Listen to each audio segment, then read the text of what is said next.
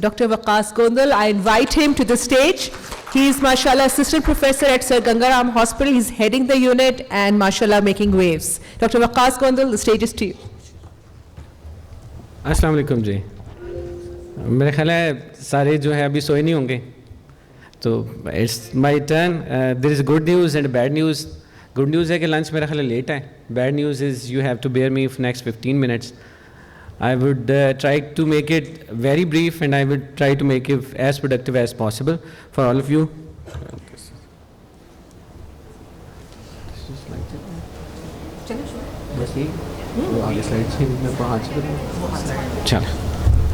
My topic is unwinding the mechanical ventilation, troubleshooting and challenging solutions. I am Dr. Waqas Aslam. What actually is troubleshooting? Troubleshooting is identification and resolution of the technical malfunctions in the patient ventilator system. It involves you to find a purposeful solution of the inappropriate and potentially dangerous situations. As you know, the ventilated patients, they're already at the risk of their life. So, our main aim should be to make the patient safe. Patient safety is of utmost importance. Problem is, if you serve your energy on this alarm, silencing it, it can cause a lot of problems. What you want to do with the patient is ensure adequate ventilation, oxygen, visually assess the patient, examine the patient, auscultate the chest, assess the monitors, oxygen saturation and heart rate, and then disconnect the patient from the ventilator so you can manually ventilate this patient. I will again, the important thing is that we need our patient to be safe. Patient safety is of utmost importance. So this is a common scenario in ICU. A nurse at ICU station hears the ECG monitor alarm, which shows a pattern of asystole. She goes to the patient's bedside, begins CPR, and a normal sinus rhythm is quickly restored. What happened? It's a very common problem in ICUs. What actually happens is patient has been disconnected from the ventilator. Either this happens or tube was blocked, and the alarm's volume adjustment is on the lowest setting. So what we need to do is to take this into account when managing our patients. It's a very common problem. We need to have a look on our alarms. We need to be more vigilant in the ICU. So here are some pearls for these alarms. Never ignore an alarm.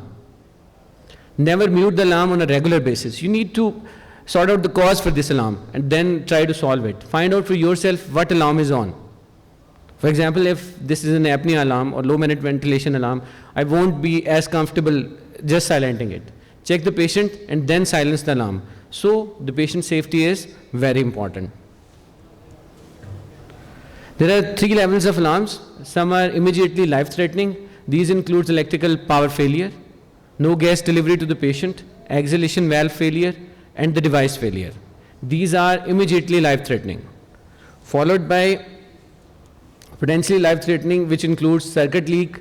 It gives a low-pressure alarm. Circuit partially obstructed gives high-pressure alarm. IA ratio inappropriate oxygen level, and inappropriate PEEP. These all are potentially life-threatening alarms. Then alarms which are not life-threatening but can be a potential source of harm. These include high respiratory rates, low tidal volume, high FiO2, and heater humidifier malfunction alarms. So what if you come across a patient who is in a sudden respiratory distress, is dyspneic, hypoxemic, and either this is patient is having a high pressure alarm or low volume alarm, how to tend to this patient? As in the previous discussion, this is a patient who is in respiratory distress. How you know that this patient is in a respiratory distress? Is using his sternocleidomastoids, suprasternal and supraclavicular recession. There is intercostal recession. Patient is tachycardic. Abdominal paradox, when the abdominal muscles move inside during inspiration. Patient is tachypneic, cyanosed, diaphoretic, and he has nasal fraying. So these are signs that the patient on ventilator is in respiratory distress. So when a patient develops sudden distress, The very first thing which you have to do is disconnect him from the ventilator and bag by hand with manual resuscitator. You have the ambu bags in ward. If a patient is already a case of ARDS and requires high PEEP, so there is a PEEP valve which comes with these ambu bags. You need to attach that PEEP bag on the manual bag and then ventilate the patient. And then rapidly assess the patient. Check his chest movement. Are the chest movements equal? Is it moving with the bag or not? Bilateral breath sounds are present or not? Patient is not patient is not hypotensive or tachycardic, or then reassess the patient. First, disconnect him from the ventilator, then take him on a manual bag, and then reassess. If the condition improves, it means there is no problem with the patient. The problem is the vent. Problem is with the ventilator. If he gets better on ambu bag, it means the problem is with the ventilator. Either vent is out of order or patient is fighting the vent. Then you need to troubleshoot this. If the patient condition remains same, okay, if you have taken the patient on the ambu bag and condition remains same, it means the patient is the problem. Okay? Then you need to see, when you are bagging, is there any increased resistance, normal resistance, or decreased resistance to this ambu bag? If there is decreased resistance and there is no breath sounds, likely cuff leak or extubation. Patient has extubated, a cuff leak is occurring. That's why patient is not being ventilated. If patient has normal resistance to bagging and normal pulmonary peak inspiratory pressure, it means you need to rule out the pulmonary embolism and check patient ventilator dysynchrony. And if there is increased resistance, increased peak inspiratory pressure, then insert a suction catheter down the ETT. If it is difficult to insert, there is airway obstruction, which is ETT tube is blocked at canina. ETT tube is at canina or right main stem. It is kinked, or there is balloon herniation. Okay, this is because you can't pass the suction catheter through the artificial airway. If this is not the problem, then pneumothorax is the problem. Okay, again I'll revise. Patient in distress, take on ambu bag. If patient condition improves, problem is with the ventilator. If patient's condition doesn't improve, problem is with the patient. Decreased resistance, decreased pulmonary inspiratory pressure, cuff leak or extubation. If normal resistance, troubleshoot the patient, ventilator synchrony. If increased resistance, then put in a suction catheter. If it passes, it doesn't pass, then ETT tube blockage is the problem. If it doesn't pass easily, if it passes easily, pneumothorax is the problem.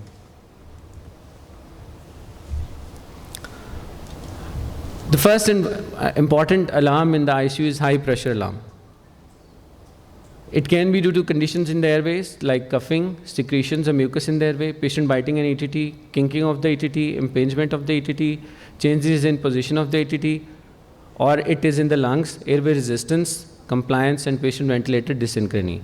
Or it's problem in the ventilator, accumulation of water, kink in the inspiratory circuit, malfunction of the inspiratory or expiratory valves. I want to give you this concept. It's a very important concept. I'll show you a pressure time waveform, and it reflects it is a reflection of the pressure generated within the airways during each phase of ventilatory cycle.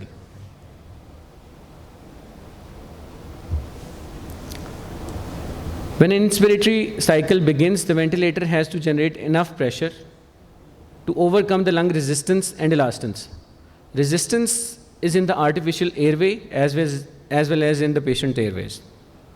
Elastance is in the lungs. So,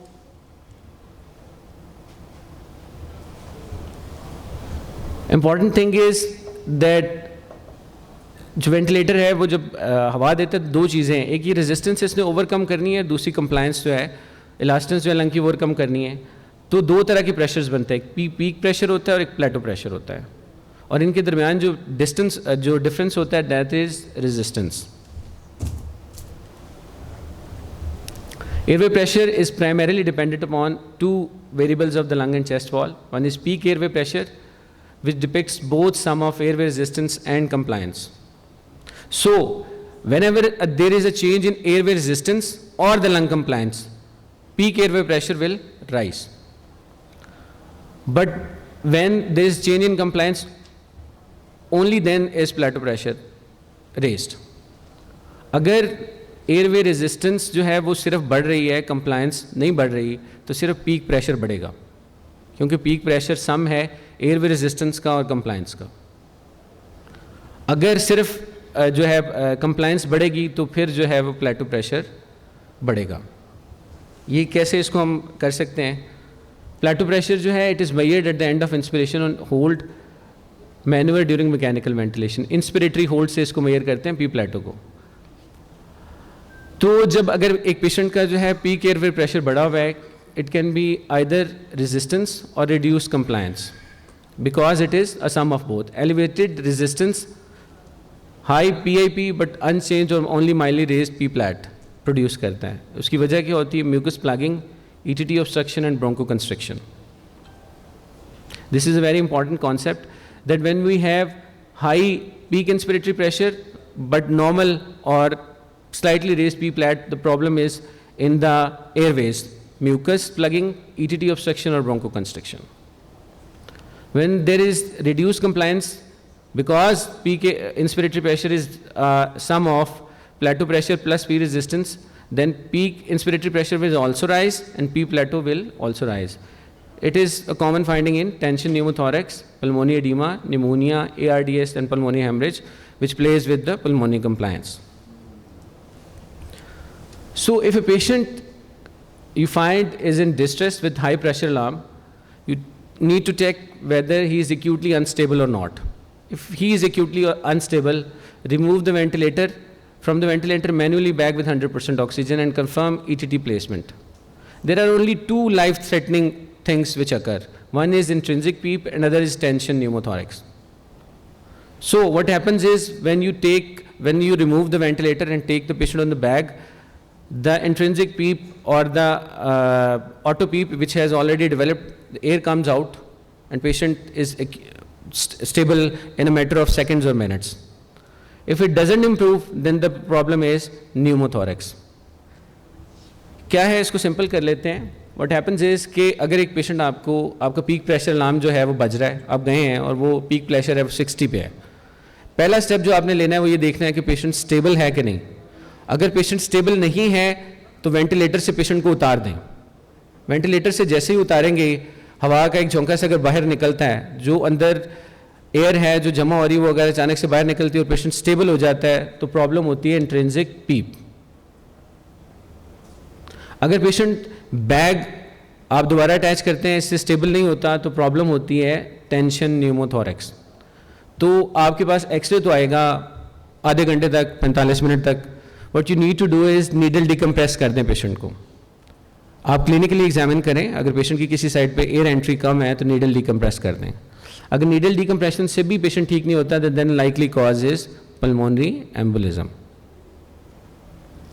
अच्छा, दूसरी तरफ आ जाते हैं. Patient is not unstable, he is stable, then confirm ETT placement and evaluate airway pressures. अब दो चीज़ें हमने की थी, एक ये है कि elevated pulmonary peak inspiratory pressure है और plateau pressure, ये दोनों रेज हो गए हैं.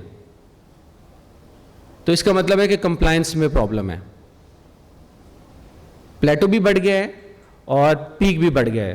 प्रॉब्लम कहाँ होगी? न्यूमोथोरैक्स हो सकती है, एब्डोमिनल डिस्टेंशन हो सकती है जिसको एब्डोमिनल कंपार्टमेंट सिंड्रोम कह सकते हैं, इनएडिक्वेट सेडेशन है जिसकी वजह से पेशेंट डिसिंक्रोनस है. अगर सिर्फ पीक इंस्पिरेटरी प्रेशर बढ़ता है, प्लेटो नॉर्मल रहता है, तो फिर worsening airway obstruction from underlying pathology, new bronchospasm, ETT obstructed और वेंटिलेटर सर्किट ऑब्स्ट्रक्टेड. सो इसमें से जो एक इंपॉर्टेंट मैसेज मिलता है वो ये कि हाई प्रेशर जो है वो अलार्म जब आपको मिले, सबसे पहले पेशेंट को देखें कि वो स्टेबल है कि नहीं. अगर स्टेबल नहीं है तो दो रीजंस हो सकती हैं, इंट्रिंसिक पीप या टेंशन न्यूमोथोरैक्स. पेशेंट को वेंटिलेटर से उतारें, अगर इंट्रिंसिक पीप हुई तो फौरन ठीक हो जाएगा. अगर वो नहीं ठीक हो रहा तो likely cause is tension pneumothorax, उसको ट्रीट करें. अगर नहीं ठीक हो रहा तो then other common cause is pulmonary embolism. अगर अनस्टेबल नहीं है तो फिर पीक और प्लेटो दोनों देखें, दोनों रेज्ड हैं तो प्रॉब्लम कंप्लायंस के साथ है. अकेला पीक रेज्ड है तो प्रॉब्लम ऑब्स्ट्रक्शन है. बाकी लो प्रेशर अलार्म हो सकते हैं, उसकी मेनली रीज़न कोई डिस्कनेक्शन होता है या सर्किट में किसी ना किसी जगह पे लीक चल रही होती है। इसमें एक इंपॉर्टेंट चीज़ है, दैट इज़ कि सर्किट लीक अगर आपने चेक कर ली है और फिर भी जो है पेशेंट का इंस्पिरेटरी और एक्सपिरेटरी प्रेशर जो है, जो वॉल्यूम्स हैं उनमें फ़र्क आ रहा है, तो ये देख लें कि पेशेंट को कोई चेस्ट ट्यूब तो नहीं डली हुई। कई दफ़े ऐसे होता है कि वेंटिलेटर की वजह से चेस्ट से फ्लूइड, वो जो हवा है वो बहुत ज़्यादा लीक हो रही होती है। If there is low pressure alarm, check for disconnection, leaks, or your system.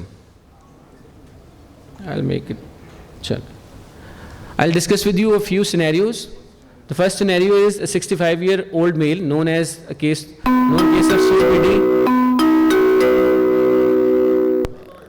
is ventilated after failure of NIV for worsening of dyspnea. After mechanical ventilation, first he was doing well, but develops sudden onset hypotension and hypoxemia.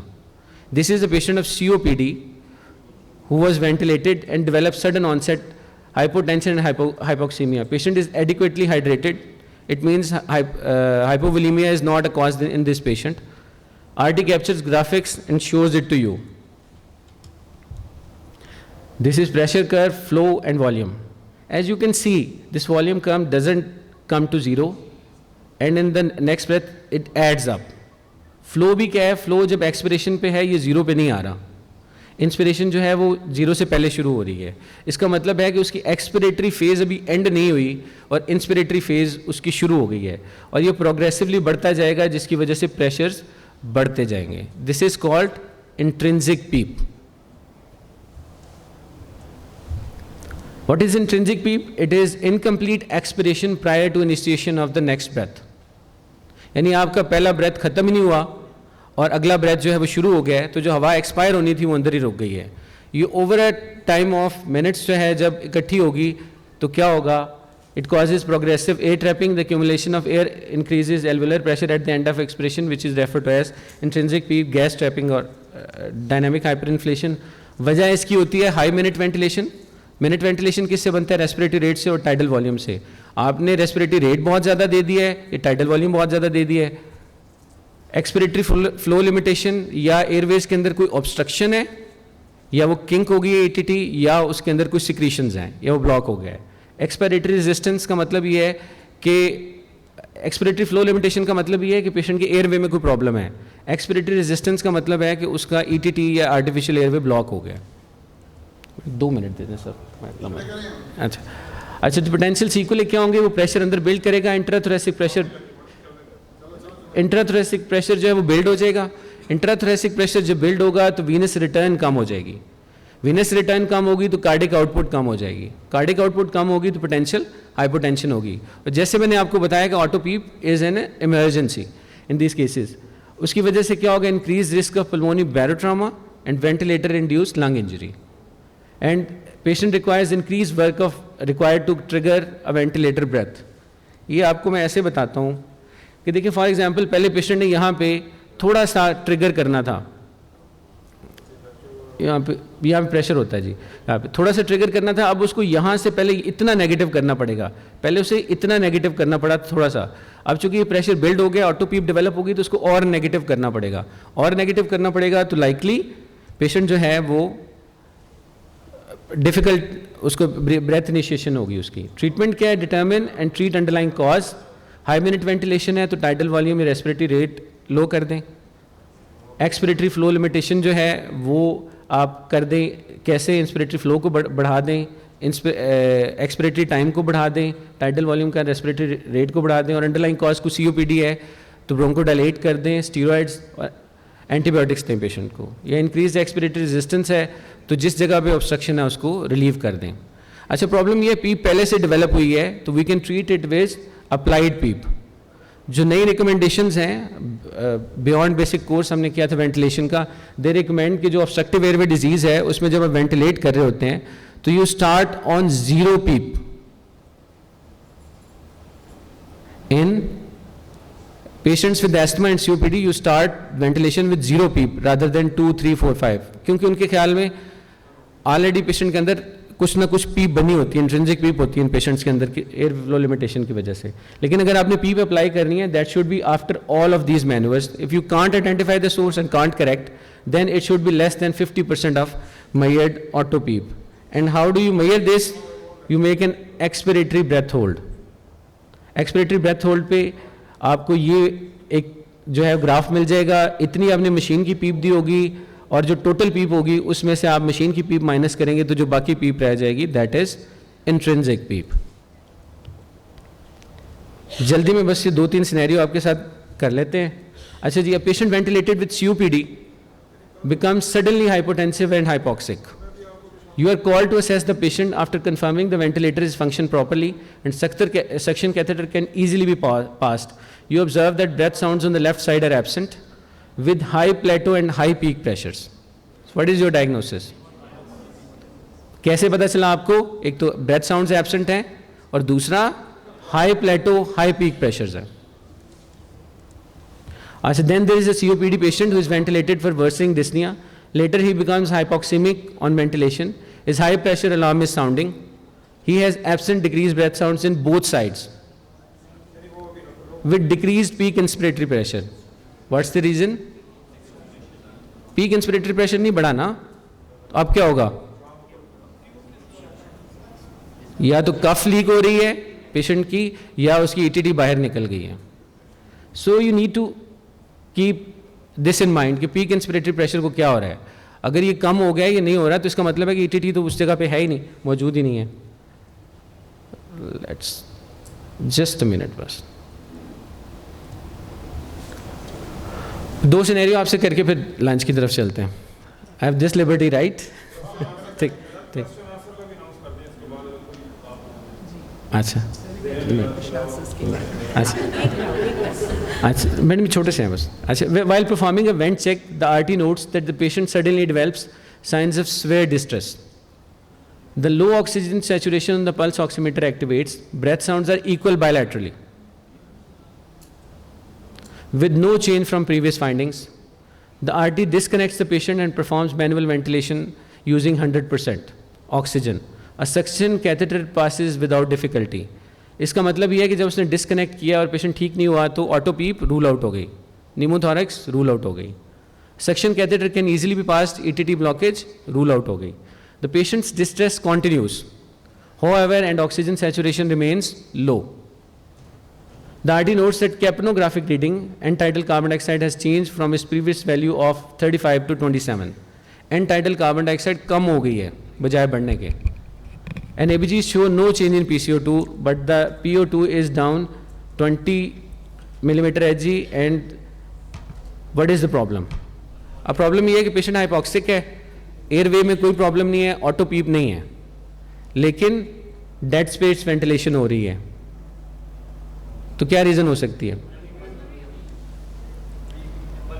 Ji, pulmonary embolism. So your diagnosis is pulmonary embolism. This is a patient, RT hears a low pressure alarm on a patient receiving ventilatory support. She evaluates the patient and finds that individual is not in distress and is being ventilated and oxygenated. She checks the activated alarm, low tidal volume, silences it and saves the graphic display. What do these waveforms indicate? Leak हो रही है. कैसे पता चला? Inspiration पूरी हो रही है, एक्सपिरेशन जो है वो पहले ख़त्म हो रही है. इसको 0 पे आना चाहिए था, यहीं पे ख़त्म होना चाहिए था. ठीक है, और ये भी जो है वापस नहीं आ रही है, इस वजह से लीक हो रही है. While monitoring a patient on a ventilator, the RT notes that the inspiratory volume is 550 ml and the expiratory volume is 375 ml. ठीक है, having established that a very large leak is present, the RT checks the ET cuff and the vent circuit and can't find a leak. What is another possible source of leak?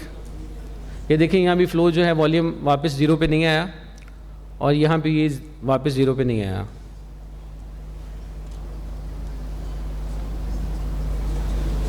ठीक है जी, chest tube जो है. RT increases the mandatory rate to compensate for respiratory acidosis in a patient with COPD or an SIMV. Rate increase किया गया, minute ventilation increase की है. After the change, PIP increases from 38 to 45, P-plat increases from 27 to 35. दोनों चीज़ें बढ़ गई हैं. The patient appears to be in distress. BP has dropped from 135 to इतना hypotension भी patient को develop हो गई है. What do you think is the problem? What is the at least one solution?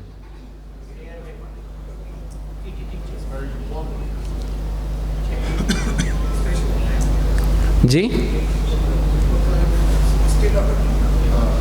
Auto PEEP है इसका answer जो है. इंस्पिरेटरी फ्लो को आप कम कर देंगे तो एक्सपिरेटरी टाइम कम हो जाएगा. ठीक है जी. एनी क्वेश्चंस तो आप जो है थैंक यू वेरी मच.